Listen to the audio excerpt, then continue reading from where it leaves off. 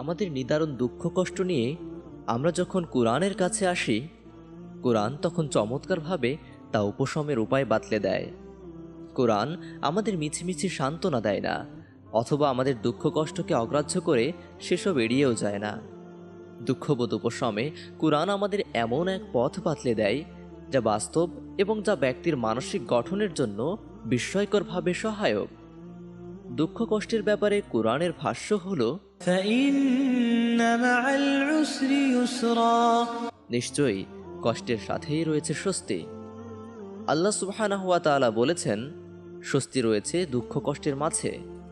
আপাত দৃষ্টিতে দুটো বিষয়কে সম্পূর্ণ বিপরীত মনে হলেও কোরআনের ভাষ্য মতেই দুটো বিষয় যেন অঙ্গাঙ্গিভাবে জড়িত। কষ্টের সাথে স্বস্তি কিভাবে থাকতে পারে আমি বোঝার চেষ্টা করলাম। ধরা যাক, একজন লোকের ঘরে কোনো খাবার নেই, ক্ষুধায় অনাহারে সকলে ক্লান্ত, চরম দুঃখ কষ্টে কাটছে তাদের দিন। এমত অবস্থায় তার জন্য স্বস্তি কোথায়? মজার ব্যাপার হচ্ছে, স্বস্তি বা সুখ যাই বলি না কেন, সেটাকে আমরা সংজ্ঞায়িত করেছি টাকা পয়সা, ধন সম্পদ আর সচ্ছলতা দিয়ে। এসবের অনুপস্থিতিকে আমরা বুঝি দারিদ্র্য আর দুঃখ কষ্ট হিসেবে।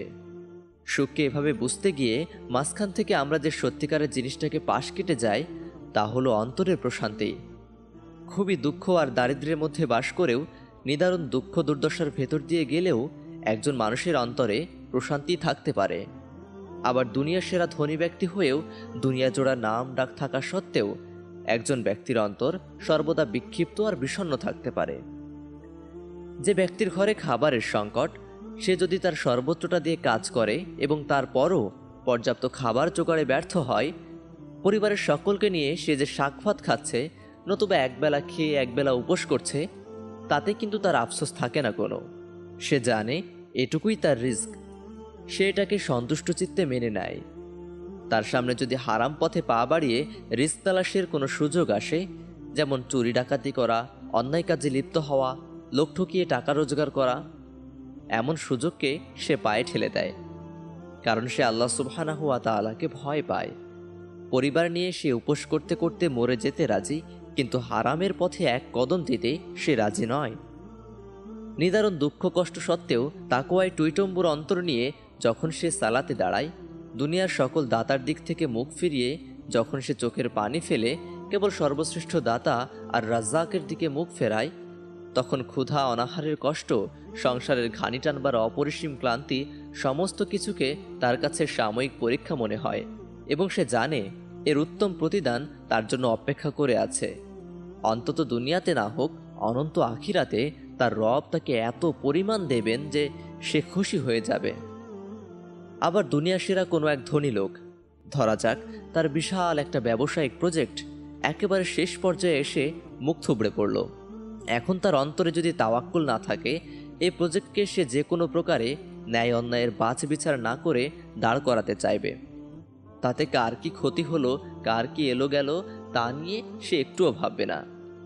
সে শুধু ব্যবসা বোঝে আর বোঝে টাকা। কেবল টাকা হাতে এলেই সে শান্তি পায়। তার অন্তরে যদি তাওয়াক্কুল তথা আল্লাহর উপর ভরসা না থাকে, তার এহেন ক্ষতিকে সে তাকদীর হিসাবে মেনে নিতে চাইবে না। এই ক্ষতিকে সে আল্লাহর পক্ষ থেকে পরীক্ষা এবং এর বিনিময়ে দুনিয়া কিংবা আখিরাতে উত্তম বিনিময় লাভের যে ধারণা ইসলাম দেয়, সেটাকে সে পাত্তা দেবে না।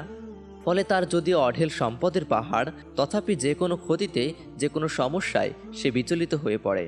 তার অন্তর থেকে বিলুপ্ত হয় প্রশান্তি। এমন বিক্ষিপ্ত, বিচ্ছিন্ন আর বিষণ্ণ অন্তর নিয়ে সে যদি কোটি টাকার বিছানায় ঘুমায়, দুনিয়ার সেরা মডেলের গাড়িতে চড়ে, তবুও সেই শান্তি সে পায় না যে শান্তি ক্ষুধা পেটে নিয়ে জায়নামাজে দাঁড়িয়ে ওই দরিদ্র ব্যক্তি পায়।